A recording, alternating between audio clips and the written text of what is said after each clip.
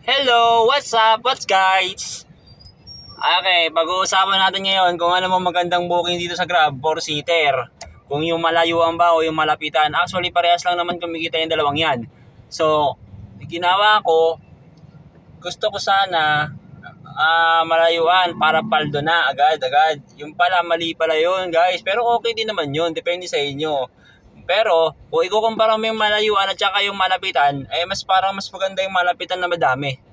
Kasi may mga butal-butal pa yun. May mga pair-pair pa. Tapos pag cash pa, may sayo na yung sukli. Parang ganun. So, mas maraming pasahero, mas marami ang kita for short.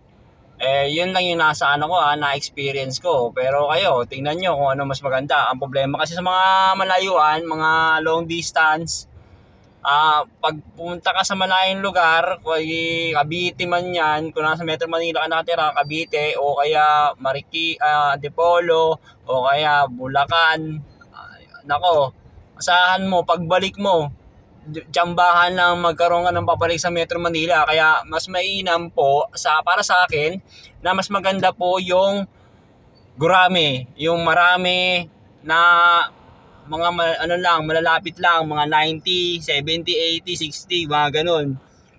Guys, yun lang opinion ko sa mga ganun guys. So, thank you.